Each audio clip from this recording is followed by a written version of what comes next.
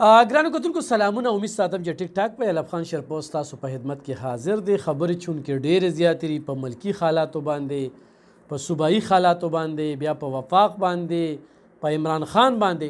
په عمران خان خو دومره بحث کېږي چې په ګنټو پې لګیا یې که نه، نو د باسې دومره کارنامې پرېښې دي چې څه ښه دي نشته دي، خو څه د وخت کمې او څه مصروفیات. ډېر خلک دا ما ته کالس کوي چې یاره ته دویمه ورځ دی د عمران خان حوالې سره سوی نه، نو لږ مصروف یم، خیر دی چې لږ اوزګار شم نو خبرې ترې به پرې کوم.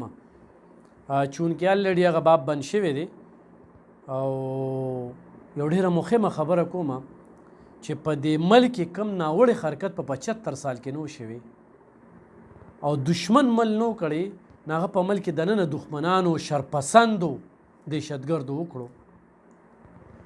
او زه پکې یو د جان شیرخان د کرنل شیرخان خبره کوم. کرنل شیرخان چې څه 25 ورځې جنګېدل او 25 ورځې چې کله د هغه پوسټ مارټم وشو، نو هغه په خېټه کې چینجي واخو او بیا د انډیا غوښتنه وه خو چېرې تاسو دله نشان خیدر نه ورکوئ، دغه اعزاز نه ورکوئ، نو موږ یې ورله ورکوو، موږ یې رابلو. او دا د پښتونخوا واحد کرنل چې هغه ته دغه اعزازات میلاو شوي دي، چونکې زیاتر اعزازات پنجاب ته میلاویږي، زموږ پښتونخوا ته ډېر کم میلاویږي. خو د کرنل شیرخان غوښتنه زموږ پښتون مل کړی و، دې ناوړې خلکو، دې بدبخته خلکو، دې ظالمانو، دې شرپسندو، دې دهشتګردو د هغې مجسمه ماته کړه، په قبر یې ټوپونه وواله او نور ډېر څه وکړه. برخال ګرانو کتونکو دا خو مې پکې یک یو خبره وکړه، خو زه نن د نګران وزیر اعلی اعظم خان صاحب ډېره زیاته شکریه ادا کوم چې 400 کې کوم د اکسیجن پلانټ پرانیستی وکړله او دغه پلانټ چې کوم دی په یو منټ کې غالبا داسې څه وایي چې یاره 500 پورې کم اکسیجن پیدا کوي دغه سلینډرې. نو چې کله چې کووډ راغلو نو په هغې کې ډېرې زیاتې مسلې وې، په ډېرو ځینو کې چې کوم دی نو د اکسیجن کمې مخې ته راغلي وو.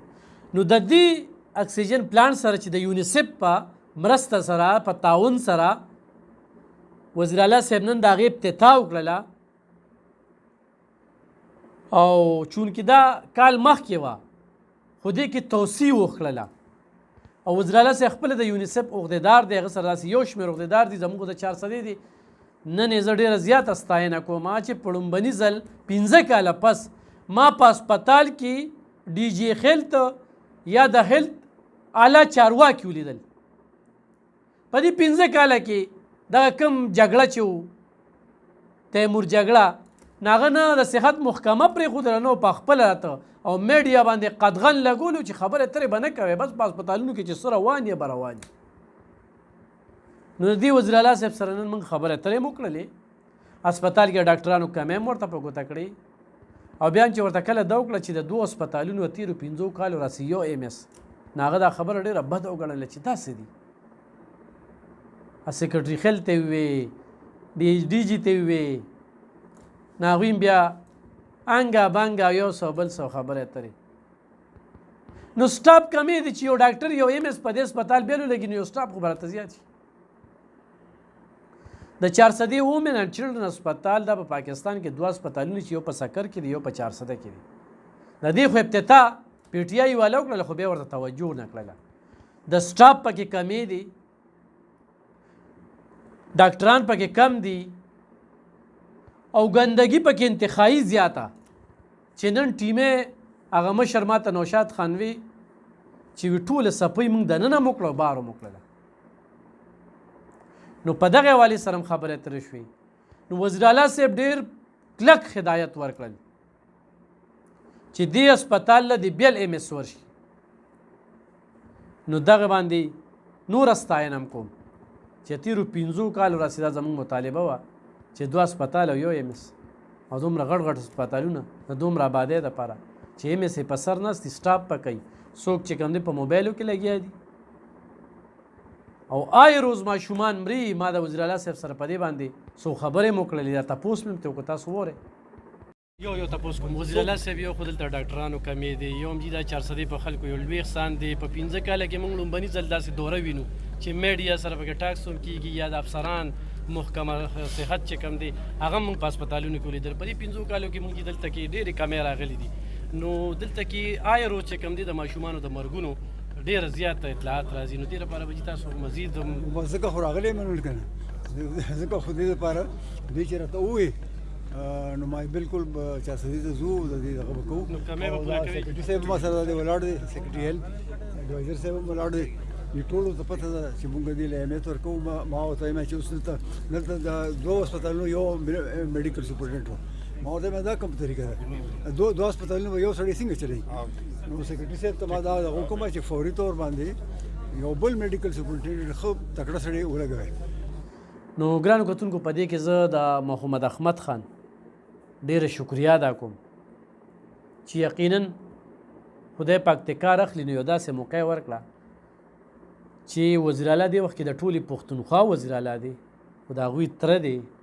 نو چې هغوی ته موږ کومه یو خبره وکړو نو هغه ورته وکړي چې دا دوی خبرې دي، دوی سره میلو شه. نو نن یې موږ سره 1 to 1 میلو هم که، ملاقات هم ورسره وکړو، او ډېرې د 400 مسلې م ورته په ګوته کړې. خو چې د هغه څومره وس دی، هغه دغه ووایي چې په وفاق زمونږ کوم بقایجات دي د هغې دپاره ما 4-5 پیرې خطونه ولیکل او بار مې وویل، خو هغه بقایجات لا نه دي میلو. چې بقایجات میلو شي نو ډېر څه به وشي. نو په دې اکسیجن پلانټ کې چې یونیسیف ستاینه هم کوو چې هغوی دا زمونږ په 400 باندې ډېر غټ احسان وکړو. بیا د وزیر اعلی صاحب ډېر زیات مننه کوو چې د هغه سره یو خپل تعلق و، هغه استعمال که. بیا د محمد احمد خان مننه کوو چې بالکل غواړي چې 400 ترقي وکړي. چونکې زمونږ ورسره ډېر وخت نه تعلق دی، ډېر وخت نه وینو. خو نن چې کوم د وزیر اعلی هغه کوم کار غوښته 400 دپاره نو هغه موږ لیده. نو یقینا دا د ستایلې دغه څو خبرې اترې مې کولې، ډېره مننه، خوشحاله اوسئ.